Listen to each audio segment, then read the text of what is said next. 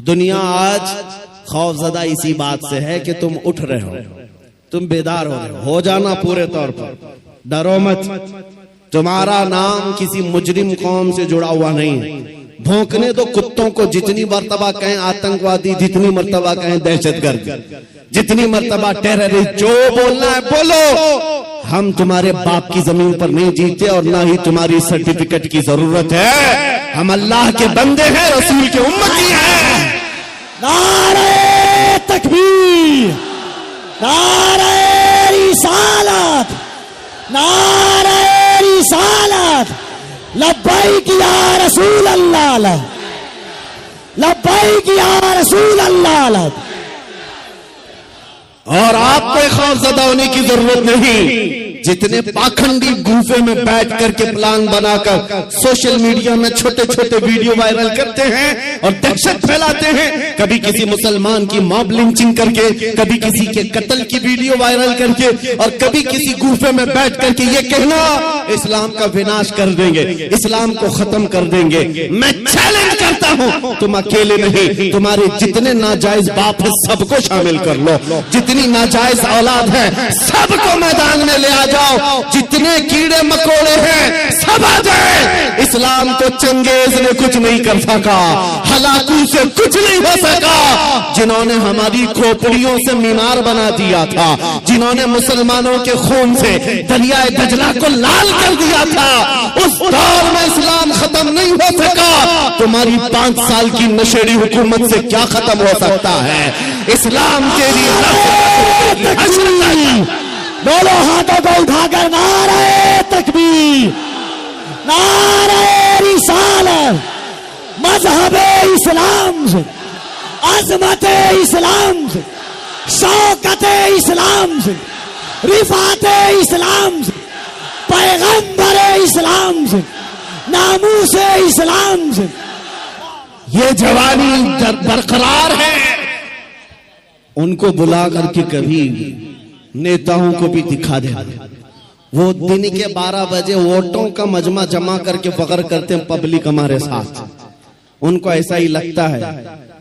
और शराब के धुत में जमा होने वाला मजमा और है, इश्क मुस्तफा में आने वाला मजमा और है। 500-100 रुपए लेकर के दिन के उजाले में आना और है। तुम्हारा मजमा दिन के 12 में होता होगा, हमारा मजमा रात के 12 के बाद गर्म होता है।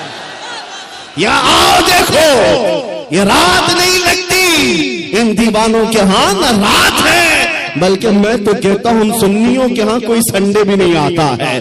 जो रात मेरे नबी के नाम है वो रात हमारी ईद की रात है, वो रात हमारी ईद की रात है। जब तक ये फख्र बाकी रहेगा, मेरा यकीन है, अगर इनको लगता है हम बहुत गरज करके बोल रहे हैं, अपने मजमे में बोल रहे हैं, कल को अगर इन्हें चाहिए तो हथकड़ियां लगा लें, फांसी के फंदे पर चढ़ा लें, और मुझ जैसे एक आदमी के मर जाने या कत्ल हो जाने का नाम इस्लाम का खत्म होना नहीं है, बल्कि मैं चीखते हुए जाऊंगा जिस दिन तुम मुझे फांसी पर चढ़ाओगे। इस्लाम जिंदा होता है हर करबला के बाद।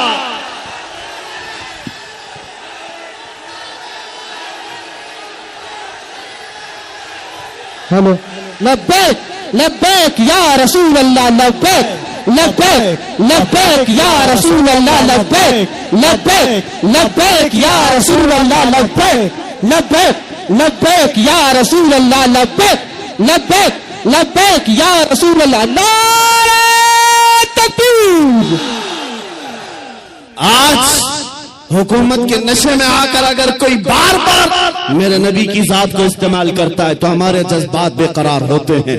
लोगों को ये लगता है, डिपार्टमेंट वाले बार बार ये कहते हैं मौलाना क्यों इतना एग्रेसिव हो जाते हो, क्यों इतनी भड़काऊ बातें करते हो। मैंने बार बार ये कहा है, ऐलान कहा है, जब जब गाली देने का शौक है मेरा नाम लेकर गाली दो, मेरी माँ के नाम पर, मेरे बाप के नाम पर, मेरे खानदान के नाम पर, जितना कोसना है कोस लो, लेकिन याद रखना अगर हुजूर की तरफ उंगली उठाओगे, अगर नबी की अजमत की तरफ बोलोगे, हमारे खून का आखिरी कतरा भी जिस्म में बाकी है तुम्हारी गर्दनों पर चढ़ करके बोलेंगे, तुम्हारे सीने पर चढ़ कर बोलेंगे। और तुम ये समझते हो तख्त और ताज तुम्हारे पास है, आज फौज और ताकत तुम्हारे पास है। तुम्हारे नाजायज बाप आज से 200 साल पहले अंग्रेजों की शक्ल भी यहाँ मौजूद थी। उन्होंने एक आलिम रब्बानी किफायत अली काफी को फांसी पर चढ़ाया था, एक नहीं 30,000 उलमा को फांसी पर चढ़ाया था। तुम्हारे नाजायज बाप भी ये समझते थे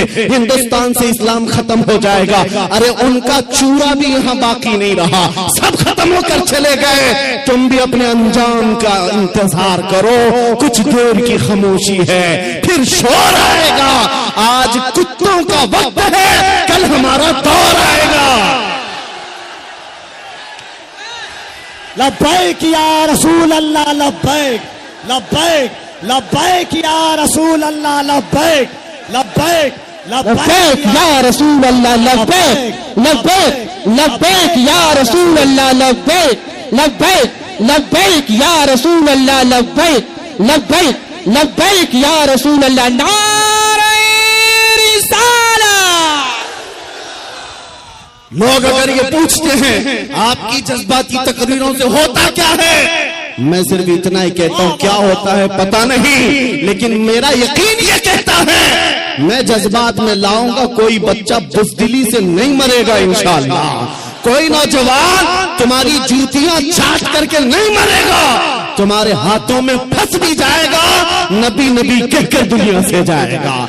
हम अपने जज्बात को जिंदा रखते हैं इसलिए कि जज्बात नहीं है तो वो नामर्द आदमी है। अगर जज्बात हुजूर के लिए जिंदा है उसी को मैं मर्द समझता हूँ, उसी को इंसान समझता हूँ। और जो बेगैरती की बात करते हैं, अरे मसलहत का भी ख्याल करो, हिकमत का भी ख्याल करो, हालात का भी ख्याल करो। ये हालात तुम्हें मुबारक, मुझे मेरे नबी की इज्जत मुबारक। अगर इन हालात में नबी की इज्जत महफूज नहीं है तो हम आजादी से घूम कर कौन से मजे उठा सकेंगे। वो सहाबा की बात तो सुनो, जब जंगे ओहद में ये बात मशहूर हो गई, हुजूर का कत्ल हो गया, सहाबा ने तलवारें छोड़ दी, हाथों से तलवारें छूट गई।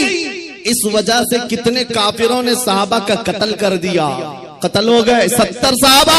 क्यों? जब ये खबर फैली थी ना कि हुजूर का इंतकाल हो गया, सहाबा बेइख्तियार कहने लगे अल्लाह के नबी अगर नहीं है तो फिर जिंदगी कहते किसे? हुजूर आप नहीं है तो जिंदगी क्या है? इसलिए ऐ सुन्नियों, आज हमारा जज्बा यही होना चाहिए, अगर हुजूर का नाम सलामत नहीं तो फिर हमारी जिंदगी किस काम की? हम किस खाक के लिए जीते हैं? आज के बाद तकलीफों से और मुसीबतों से घबराना नहीं, तुम अपने दीन पर अमल पैरा रहो। गैर कानूनी कामों की बात मैं नहीं करता, चाकू छुरी तलवार बंदूक की भी बात नहीं करता। मैं तो बात सिर्फ इतनी कहता हूँ, हुजूर का इश्क इतना भर लो कि तुम्हारे चलने फिरने से भी कीड़े फना हो जाए। तुम्हारे किसी हथियार की जरूरत नहीं, तुम हुजूर के आशिक बनकर गलियों से घूमो, कुत्ते यूं ही मर जाएं, हाँ पागल होकर मर जाएं, सिर्फ तुम्हारी खुशबुओं से मर जाएं। बात इतनी है। और मैं आज आखिरी बात ये कहता हूँ, सहाबा का मसलक यही था, उन्होंने कोड़े भी खाए, तलवारें भी खाई, जख्म भी खाए। एक सहाबी साद इब्न रबी जिनके 12 नेज़े लगे थे, पेट फट गया था जंगे ओहद में, फिर भी कह रहे थे जो आए हुए सहाबा, जाओ नबी को मेरा सलाम कह देना, मैंने उनकी हिफाजत का हक अदा नहीं किया, पेट फट गया।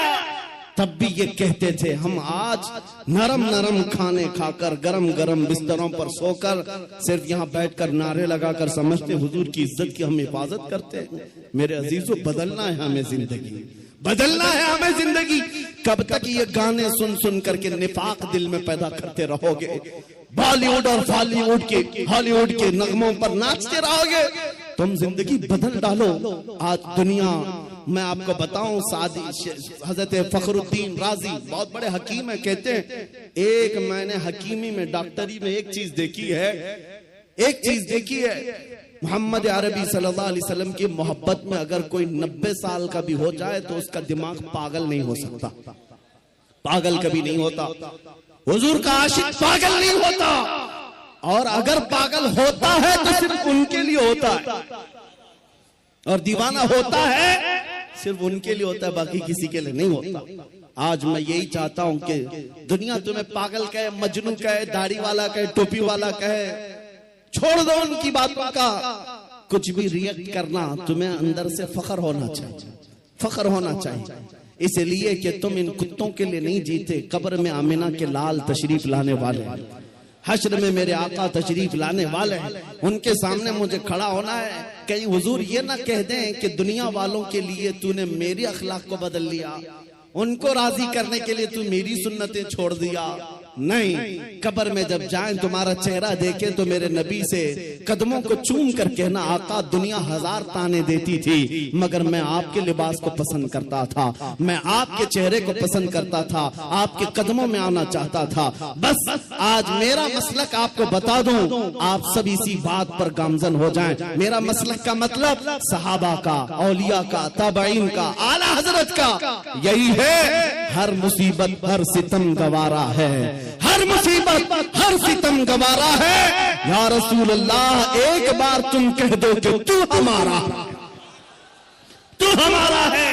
आज के बाद हम इसी मिशन पर जीते हैं। दुनिया के हाथ फैलाना छोड़ दो, दुनिया के लिए जीना छोड़ दो। जिंदगी ये नहीं किसी की किसी के लिए, जिंदगी है नबी की नबी के लिए। ना समझ मरते हैं जिंदगी के लिए, जीना मरना है सब कुछ नबी के लिए। और इस अकीदे के साथ आज महफिल खत्म करता हूँ। कौन देता है, देने को मुंह चाहिए, देने वाला है सच्चा, देने वाला है सच्चा, देने वाला है सच्चा।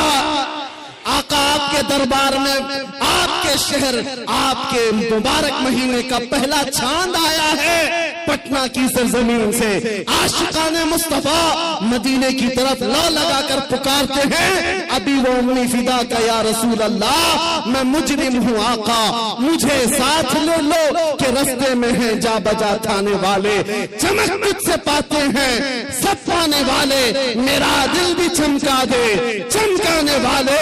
लब्बैक या रसूल अल्लाह, लब्बैक या रसूल अल्लाह।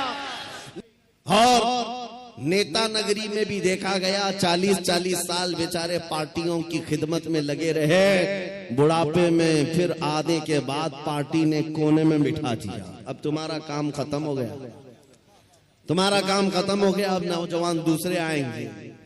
लेकिन मेरे अजीजों, एक मक्तबा मैंने ऐसा देखा, एक मदरसा ऐसा देखा, यह हुजूर के गुलामों का है। यहाँ जितना बूढ़ा होता है उतनी इज्जत बढ़ती जाती है, जितना बूढ़ा हो जाए उतनी इज्जत बढ़ती चली जाती है। मेरे अजीजों, 85 साल 90 साल के उलमा भी आज मौजूद हैं, कौम उनको देखती रह जाती है। तुम 25 साल के 1 लाख नौजवान लाकर खड़ा कर देना और फिर एक तरफ सिर्फ ताजुल शरिया का चेहरा दिखा देना, लाखों की तरफ निगाहें नहीं देंगी, उस एक चमकते हुए चेहरे की तरफ लोग देखेंगे। नारे तकबीर, जरा दोनों हाथों को उठाकर बस्ती बस्ती करिया करिया, बस्ती बस्ती करिया करिया, इल्म का सूरज फैज का दरिया। अजीजा निगरामी वक़ार, मैं ये बातें इसलिए अर्ज कर रहा हूँ कि इन बुजुर्गों ने जो खूबसूरती हासिल की है वो पाउडर लाली के मेकअप से नहीं, मेरे मुस्तफा के कदमों से हासिल की है, नबी पाक की वाबस्तगी से मिली है। लोगों को आज ये लगता होगा, मैं आपको बताऊं, तहदीसे नेमत के लिए कह रहा हूं, मैं अपनी बड़ाई अपनी फजीलत की बात नहीं कर रहा हूं। किसी को अगर ये लगता हो सोशल मीडिया की वजह से इनको बहुत ज्यादा लोग चाहने लग गए, सोशल मीडिया यूट्यूब इंस्टाग्राम सब इन्होंने फैला रखा है, इसलिए भीड़ जमा हो गई, हजारों लोग सोशल मीडिया पर हरकतें कर रहे हैं, बहुत वहां मैदान में मौजूद हैं। मगर मेरे अजीजों, ये मेरे फन का कमाल नहीं है। आज जहां जाएं परवानों का हुजूम जो मेरे सामने नजर आता है, बात सिर्फ इतनी है, जब तक के मदीने से इशारे नहीं होते, रोशन मेरी किस्मत के सितारे नहीं होते, ये नाज़ी अंदाज हमारे नहीं होते, झोली में अगर टुकड़े तुम्हारे नहीं होते, जब तक भी खरीदते न थे तो कोई पूछता न था, या रसूल अल्लाह तुमने खरीद कर हमें अनमोल कर दिया। नारे तकबीर, नारे रिसालत, नाजदारे खत्मे नबूवत, नामूसे मुस्तफा, अजमते मुस्तफा, शौकते मुस्तफा। मेरा यकीन है सारा सोशल मीडिया फना हो जाए, मैं किसी पहाड़ के अंदर बैठकर मेरे नबी की बात करो, मेरा खुदा कादिर है, वो लाखों के दिलों में हमारी बात को पहुंचाएगा। ये कमाल मैं इसका नहीं समझता सोशल मीडिया के जरिए से, इंटरनेट का दौर हो। नहीं मेरे अजीजों, हुजूर की अजमत बयान करो, चाहे तुम तन्हा हो, मौला पूरी कायनात में तुम्हारे चर्चे फैला देता है। ये रब्बे जुल जलाल की शान है। इब्राहिम अलैहिस्सलाम जब मक्का मुकर्रमा से आवाज दे रहे थे तो पूरी कायनात में आपकी आवाज को अल्लाह ने पहुंचाया। रब कादिर है, जिसकी आवाज को चाहे वो पहुंचाए, लेकिन तुम्हारी लिए जिम्मेदारी आज ये है, तुम इनके उनकी जय विजय करना छोड़ दो, इधर उधर के पट्टे डालना छोड़ दो। तुम्हें दुनिया चाहे जितने भी लिबास बदल लो, दुनिया तो हुजूर के नाम से ही पहचानती, ये बात तय है। तुम जहां जाओगे हुजूर के नाम से तुम्हें पहचानती। जिस दिन तुमने नाम कहा, तुमको ये नहीं कहेंगे बिहार का है, पटना का है, फला का है। दुनिया तुम्हें अगरचे गांव के नाम से जान जाएगी, लेकिन तुम्हारी निस्बत वो सीधे मदीने के ताजदार से जोड़ कर देखती। ये पक्की बात है। और आपको क्या इस बात पर कोई आपत्ति है कि दुनिया हुजूर की गुलामी से आपको पहचाने तो आपको ऐब लगता है? फख्र होगा कि नहीं होगा? अगर हुजूर की गुलामी से दुनिया तुम्हें पहचानने पर फख्र होगा तो मेरी बात सिर्फ इतनी सुन लो, पूरे के पूरे ही गुलाम क्यों ना हो जाए। जब गुलाम होना ही है तो पूरे क्यों ना हो जाए। आला हजरत ने क्या खूब कहा, आज ले उनकी पनाह, आज मदद मांग उनसे, कल न मानेंगे कयामत में अगर मान गया। उन्हें जाना उन्हें माना, न रखा गैर से काम, लिल्लाहिल हम्द मैं दुनिया से मुसलमान गया। आज मैं आपको बात बताता हूँ, इमाम गजाली रहमतुल्लाह ताला अलैह से पूछा गया, जब उम्मत पर कोई सख्त वक्त आ जाए, तवज्जो चाहता हूं, इलाज, उम्मत पर ऐसी कठिनाई आ जाए कि फितनों का उरूज हो जाए, फितने बहुत बढ़ जाएं, उम्मत मुस्तफा की शौकत पर सवाल आ जाए, ऐसे वक्त में इलाज क्या है उम्मत मुस्तफा के लिए, क्या आप हल बताते हैं? आज हमसे भी लोग पूछते हैं, इंटरव्यू में पूछते हैं, मुसलमानों के लिए हल क्या है? इमाम गजाली ने फरमाया, एक ही हल है, इनके सीनों को हुजूर की मोहब्बत से भर दिया जाए, हुजूर की मोहब्बत से भर दिया जाए। मेरे अजीजों, लोग मुझे उर्सों में भी बुलाते हैं, पता नहीं कितने कितने जलसों में बुलाते हैं, मैं तो बात सिर्फ हुजूर की करता हूं। वजह सिर्फ ये है, मैंने सबको समझा रखा है, आज हमें इलाज करना है, जिस चीज की जरूरत है वही दो। जब इलाज कंप्लीट हो जाए इंशाअल्लाह, ये जिस जगह भी ले जाओगे ये खड़े हो रहे। इमाम गजाली ने फरमाया, इनके दिलों को हुजूर की मोहब्बत से भर दो। तो आपसे पूछा गया, वैसे तो हर मुसलमान कहता है मुझे हुजूर से मोहब्बत है, अभी मैं पूछूं, एक हाथ में दो दो हाथ उठाएंगे, हुजूर से मोहब्बत है या नहीं? अगर अभी सवाल करे, हर कोई पुकार कर कहेगा हाँ हुजूर से मोहब्बत है, मैं तो जान देने को तैयार, हर कोई कहेगा। इमाम गजाली ने फरमाया, हाँ हर कोई कहता तो है, लेकिन बात क्या है सुनो, इंसान की फितरत है और दुनिया का दस्तूर है, जो इंसान जिससे जितनी मोहब्बत करता है दिन में उसका बार बार जिक्र भी करता है, बार बार उसको याद करता है, बार बार याद करता है। और जब बार बार किसी का जिक्र करने लग जाए तो समझ लो उसका दिल भर गया है, इश्क से, मोहब्बत से भर गया है। और नहीं, जिक्र ही नहीं करता, यूं ही कहता है, तो वो झूठा आदमी है, वो झूठ बोलता है। हुजूर से मोहब्बत कहता तो है, लेकिन उसकी जिंदगी में नजर कभी नहीं आता। कहीं ऐसा तो नहीं मेरे अजीजों, आज मैं नौजवानों को देखता हूं, फिल्मी गानों के इनको लाइनें याद हो जाती हैं, फिल्मों के डायलॉग याद हो जाते हैं, मेरे नबी की 4 हदीसें क्यों नहीं याद। अगर हुजूर से कसरत से मोहब्बत होती तो हुजूर की अदाओं से भी मोहब्बत होती। हुजूर के जुमले तुम्हारी जुबानों पर गर्दिश कर रहे होते, बार बार तुम उनका जिक्र कर रहे होते। और फरमाया बुजुर्गों ने, जो कसरत से हुजूर पर दुरूद पढ़ता रहता है दिन भर रात भर, समझ लो उसका दिल भरा हुआ है हुजूर की मोहब्बत से, क्योंकि बार बार वो जिक्र कर रहा है, बार बार याद कर रहा है।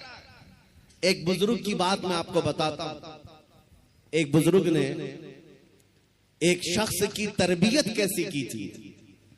मुरीद था, अपने शेख से आकर कहा मोहब्बत कैसे करूं, मोहब्बत कैसी होनी चाहिए। कहा एक काम कर, मैं एक भैंस तुझे देता हूं, उसको पाल। बिहार वाले अच्छी तरह समझ सकते हैं। भैंस बुजुर्ग ने अपने मुरीद को दी और कहा इसकी बहुत अच्छी देखभाल करना, बार बार इसका ख्याल रखना। कहा ठीक है, 1 महीने के बाद आना, मुलाकात करना। 1 महीने के बाद आया, हजरत ने पूछा कैसा है, क्या हाल है। कहा मैं बहुत अच्छा हूं। तेरी भैंस कैसी है। कहा वो भी बहुत अच्छी है। तुम खाना खाए। कहा हाँ मैं खाना खा लिया। तुम्हारी भैंस। हाँ वो भी खाना खा चुकी है।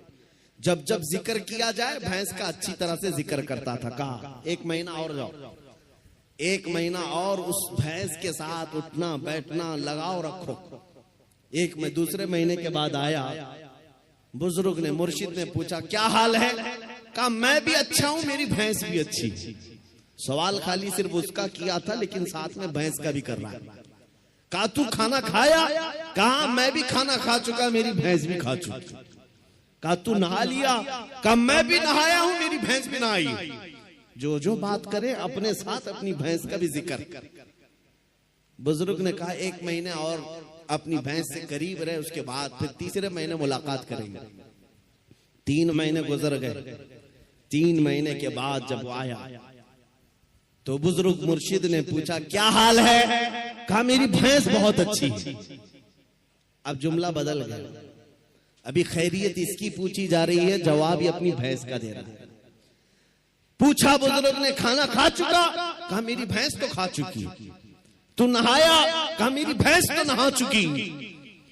मेरे अजीजों ये मिसाल बिला तशबीह बिला तमसील। उस बुजुर्ग ने कहा मोहब्बत ऐसी होनी चाहिए, जब इंसान को पूछा जाए तो अपने आप को भूल जाए, अपने महबूब का जिक्र करने लग जाए। जब वो कमाल को पहुंचता है, सिर्फ उसकी आंखों में अपने महबूब के जलवे हों। और बरेली के इमाम को हमने पढ़ा है, कोई आया बंदा गुलाब का फूल तोहफे में पेश करने के लिए, ला करके दिया, कहा इसको कबूल कर लीजिए। दुनिया में लोग गुलाब तोहफे में एक दूसरे को देते लेते हैं। इमाम फाजिल बरेलवी उस गुलाब को कबूल तो करते हैं, देखते हैं, उसके बाद मुस्कुरा कर कहते हैं ये दुनिया का गुलाब है, सुबह खिलता है शाम में मुरझा जाता है। मैं उस गुलाब से मोहब्बत करता हूं जो कभी मुरझाता नहीं है, जो जब से खिला है कभी मुरझाता नहीं। और उसके बाद कहना शुरू कर दिया, सरताब कदम है तने सुल्तान जमन फूल, लब फूल दहन फूल जकन फूल बदन फूल। वल्लाह जो मिल जाए मेरे गुल का पसीना, मांगे न कभी इत्र न फिर चाहे दुल्हन फूल। क्या बात रज़ा उस चमनिस्तान करम की, जहरा है कली जिसमें हुसैन और हसन फूल। आला हजरत ने एक फूल को देखा,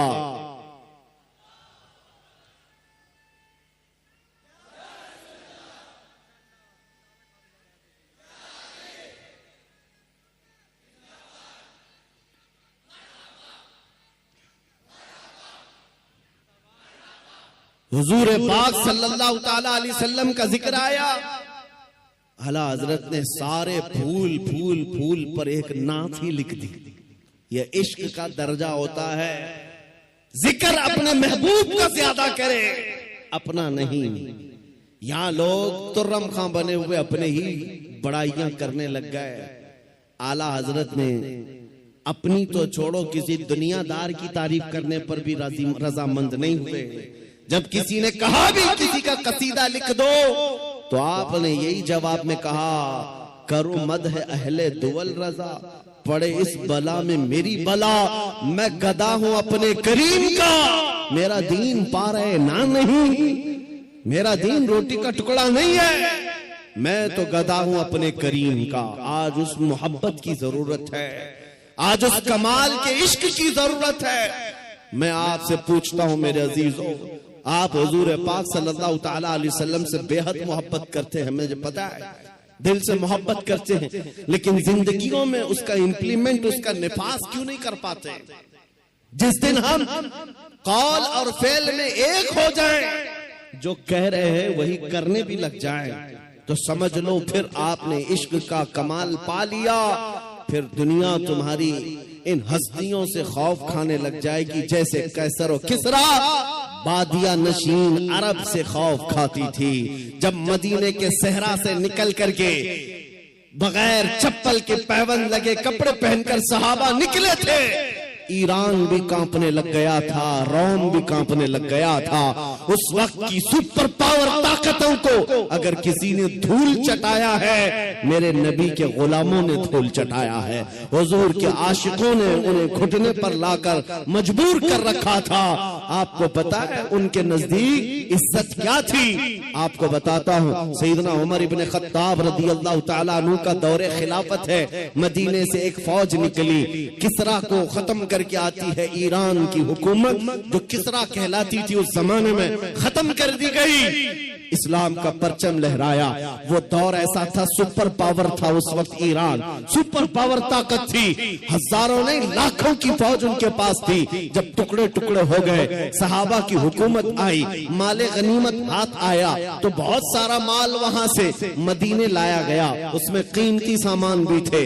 उस वक्त मदीने तैयबा ईरान के बादशाह के दरबार में बिछाया जाने वाला सबसे महंगा कालीन भी मदीना आया, लाया गया। सहाबा ने उमर इब्ने खत्ताब अमीरुल मोमिनीन रदियल्लाहु ताला अन्हु के पास वो कालीन पेश किया। कहा ये कालीन वो है, बादशाह जब किसी से बहुत खुश होता तो थोड़ी देर इस कालीन पर उसको बिठा देता और वो जिंदगी भर बैठने वाला फख्र करता, मैं बादशाह के महंगे कालीन पर बैठ कर आया हूँ, मैं बादशाह के महंगे कालीन पर बैठ कर आया हूँ। इस कालीन की अजमत है, लोग इसकी बड़ी तारीफ करते हैं, बड़ी बुलंद कालीन है। हम मदीने ले आए हैं, उमर इब्ने खत्ताब के पास दिया गया, कहा गया कि आप इसको सही जगह इस्तेमाल करें। मेरे अजीजों, सैयदना अमीरुल मोमिनीन उमर इब्ने खत्ताब ने उस कालीन को कबूल तो किया, ले जाकर के हुजूर के मिंबर पर या मेहराब पर या मस्जिद की सफों में नहीं लगाया, बल्कि कहा मस्जिद नबवी में दाखिल होने से पहले जो दरवाजा है उस दरवाजे के बाहर इस कालीन को फेंक दो। जो मस्जिद के अंदर आए वो अपने पैरों को पोंछ करके आए, पैरों को पोंछ कर अंदर आए, इसलिए कि किसरा बादशाह जिस पर बैठकर फख्र करता था, दुनिया को ये पता चल जाए वो मोहम्मद अरबी के गुलामों के धूल के बराबर हो।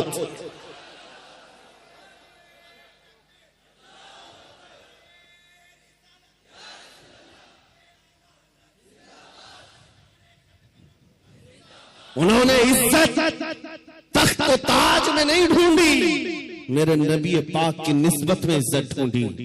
आपको पता है, एक साहबी हजरत नौमान एक बादशाह के यहां गए थे। तवज्जो, बादशाह के यहां मेहमान बुलाए गए थे, कासिद बनकर गए। बादशाह ने उनके आने पर कालीन बिछाया रेशम का और कुर्सी बिछाई सोने की कलई की हुई कि मोहम्मद अरबी का कासिद आ रहा है, एम्बेसडर आ रहा है, तर्जुमान है। लेकिन जैसे ही हजरत नौमान पहुंचे, वो कालीन को आपने तलवार से फाड़ दिया और निकाल दिया, जमीन पर चले। फिर जब कुर्सी के पास आए, देखा सोने की कुर्सी है, पांव से धक्का मारकर गिराया और कहा मुझे सादी कुर्सी लाओ, दूसरी। बादशाह ने कहा ये इतना गुरूर है, मोहम्मद अरबी सल्लल्लाहु अलैहि वसल्लम के गुलामों में इतना एटीट्यूड।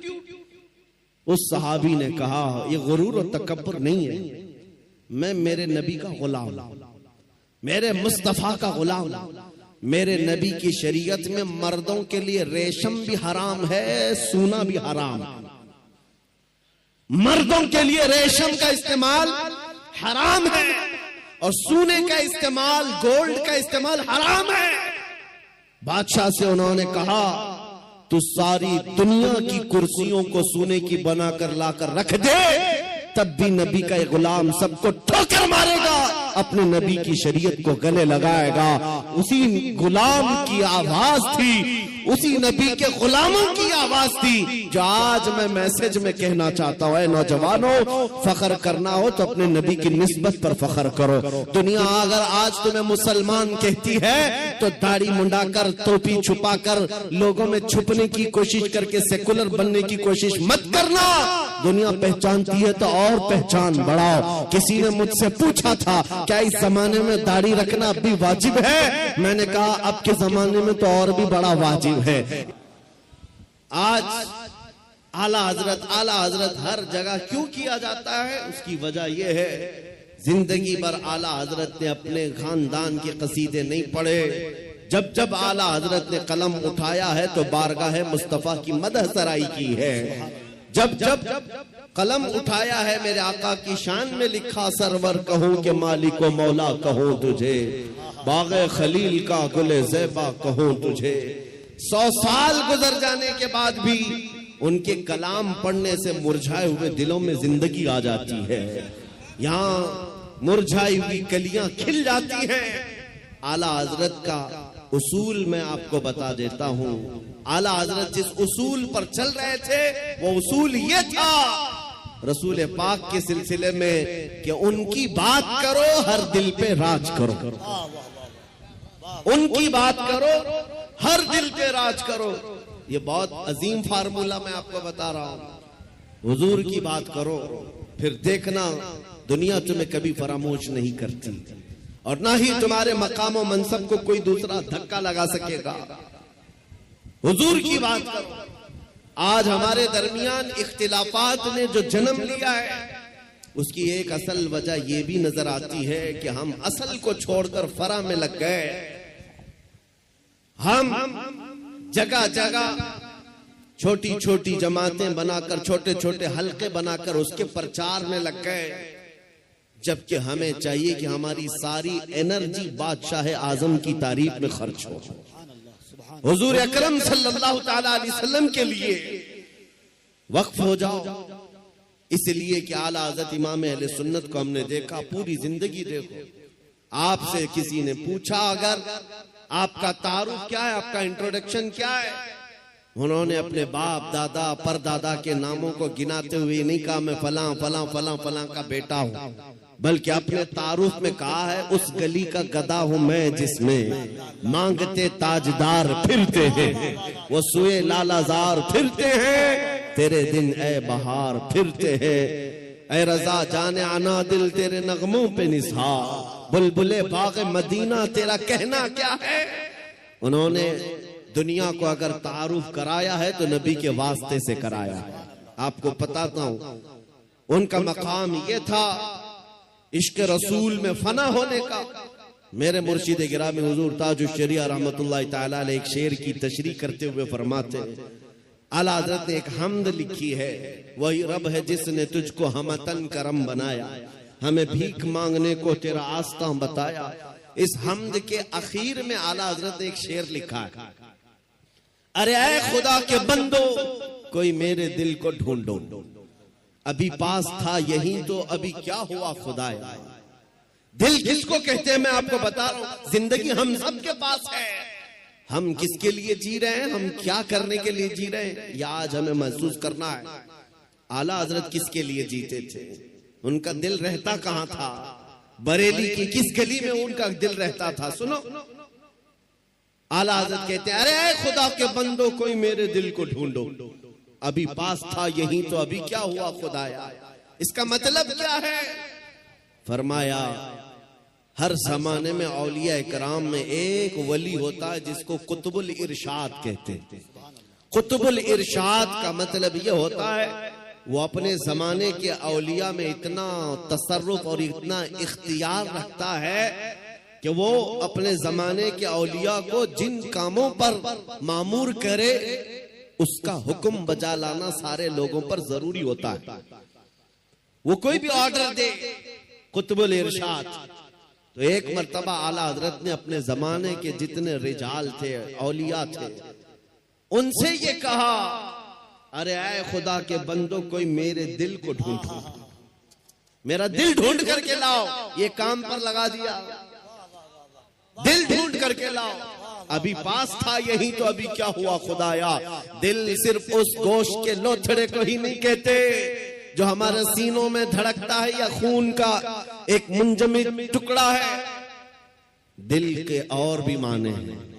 वो दिल कौन सा है जिसको ढूंढने के आला हजरत बात कर रहे थे? सारे औलिया को हुक्म हुआ, सब ढूंढने पर लग गए और ढूंढ करके वापस आए।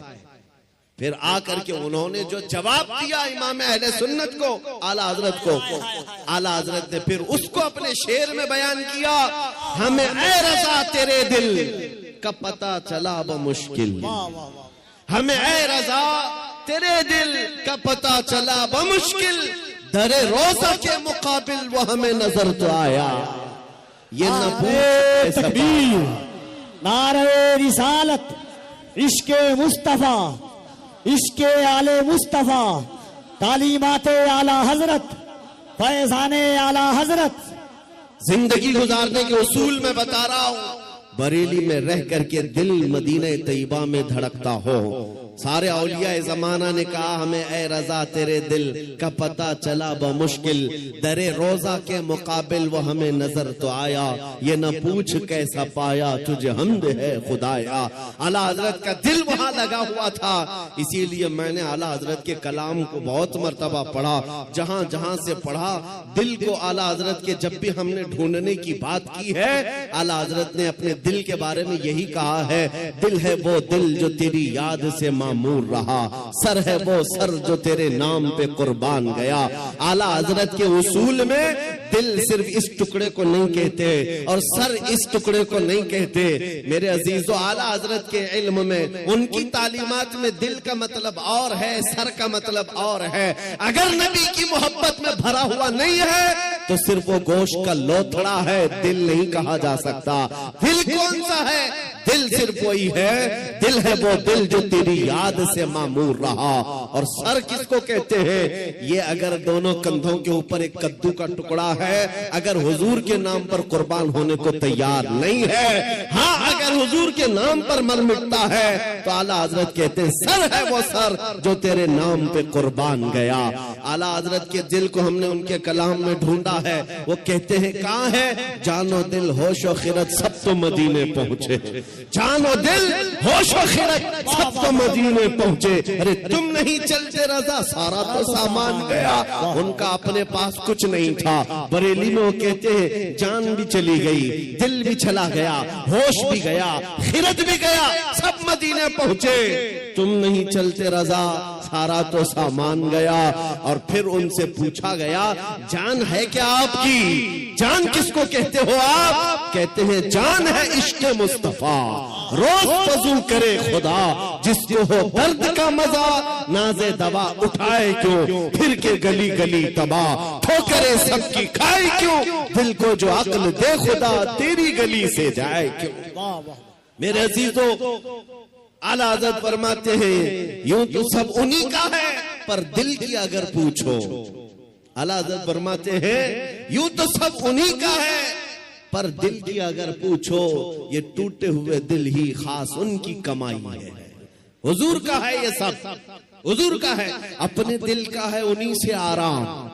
कहते हैं अपने दिल का है उन्हीं से आराम, सौंपे हैं सब उन्हीं को सब काम, सौंपे हैं उन्हीं को सब काम। लो लगी है कि अब उस दर के गुलाम चाह रहे दर्द रजा करते हैं। आला हजरत ने अपना सब कुछ सौंप दिया बारगाह मुस्तफा। आज इस जलसे पाक में मैं आपके सामने उनका जिक्र सिर्फ इसलिए कर रहा हूं कि मशरिक से लेकर मगरिब तक, शुमाल से लेकर जुनूब तक कोई खित्ता बचा नहीं है जहां से बच्चा बुच्चा पुकार करके न कहता हो डाल दी कल्ब में अजमत मुस्तफा। सैयदी आला हजरत पे लाखों सलाम। क्यों 100 साल के बाद भी बच्चा बच्चा पुकार रहा है? वही आज मैं तुम्हें फार्मूला बताना चाहता हूँ। उस आला हजरत के मिशन पर चलना, उस मसलक का मतलब, उस मसलक का नाम ही ये है अपनी मर्जी से जीने का नाम जिंदगी नहीं है। हुजूर जैसा चाहे वैसे जीने का नाम जिंदगी है। आपको मैं बताता हूं, औलिया इकराम की जिंदगी में, तसव्वुफ में एक तालीम होती है। हजरत जुनैद बगदादी की तालीमात मैंने पढ़ा है। सिर्फ औलिया इकराम की जो इबादतें हैं, तस्बीह घुमाना, लंबे क़याम, लंबे सजदे, सिर्फ यही इबादत के तरीके नहीं है। एक इबादत का तरीका है जिसको औलिया इकराम कहते हैं मुराकबा। मुराकबा, मुराकबे का मतलब क्या होता है? सुनो, बहुत आसान है, आप सब कर सकते हो। अगर मैं आपसे कहूं आज 1000 बार सुभान अल्लाह पढ़ो, 1000 बार अल्हम्दुलिल्लाह, आप कहेंगे बहुत लंबा हो जाएगा। लंबा क़याम करना कुछ लोगों के लिए भारी, लंबा रुकू करना, लंबा सजदा करना इबादतें कुछ लोगों को लगती हूं। मुराकबा बहुत आसान लेकिन बहुत ही तेज असर। औलिया इकराम फरमाते हैं जिसका मुराकबा मुकम्मल हो गया वो अल्लाह का वली बन गया। मुराकबा होता क्या है? सुनो, मुराकबा होता क्या है? सिर्फ ये है कि आंख बंद करके थोड़ी देर खामोश बैठना, कुछ नहीं करना, कुछ पढ़ना नहीं है, कुछ पढ़ना नहीं है, खामोश बैठना है। कितनी देर? तुम्हारी मर्जी, 5 मिनट, 10 मिनट, आधा घंटा, 1 घंटा। किसी से बात ना करो, खामोश एक जगह बैठ जाओ। करना क्या है खामोश बैठ करके? सोचना क्या है? हाँ, ये असल है। सैयदना जुनैद बगदादी फरमाते हैं मुराकबा करने वाले को कुछ और नहीं सोचना है, बस आंख बंद करके इतना सोचना है कि अल्लाह ने मुझे क्यों पैदा किया, मैं यहां क्यों आया इस दुनिया में। बस इतना ही सोचना है, इतना ही सोचना है। बार बार सोचता रहे, बार बार सोचता रहे। ऐ नौजवानों, ये मुराकबा आज तुम्हारी बहुत सारी बीमारियों का इलाज है। सोचना कभी आंख बंद करके, क्या मैं इसलिए आया रात भर इंटरनेट पर गेम खेलने के लिए अल्लाह ने मुझे पैदा किया? क्या मैं दुनिया में लड़कियों से छेड़छाड़ करने के लिए पैदा किया गया हूं? क्या मैं दुनिया में दिन रात खेल कूद के लिए पैदा किया गया हूं? लोगों से गप्पे लगाने के लिए पैदा किया गया हूं? मैं लोगों से हंसी मजाक में अपना वक्त को बर्बाद करने के लिए पैदा किया हूं? क्यों पैदा किया गया हूं? तुम्हारा दिल आखिर एक दिन जवाब देगा, अल्लाह की तरफ से तुम्हें ये मिलेगी बात, तुम क्यों पैदा किए गए, क्यों पैदा किए गए, तुम्हें पता चल जाएगा। ये मुराकबे में जिस दिन तुम्हें पता चल जाए क्यों पैदा किया गया, अगर हकीकत को पहुंच गए उसी दिन अल्लाह के वली बन गए। अब मैं आपको बताता हूं, जिन लोगों का मुराकबा मुकम्मल हुआ वो जिंदगी में अगर सोचते सोचते इस नुक्ते को पहुंच गए कि मैं क्यों पैदा हुआ, तो फिर आंख खोल करके वो पुकार कर कहते हैं हम दुनिया में क्यों पैदा हुए। नतीजा निकला, दहन में जुबान तुम्हारे लिए, बदन में है जान तुम्हारे लिए। या रसूल अल्लाह, हम आए यहां तुम्हारे लिए, उठे भी वहां, हम अपने लिए नहीं आए, आका आपके लिए आए। मुराकबे में जो इस नुक्ते को पहुंच गया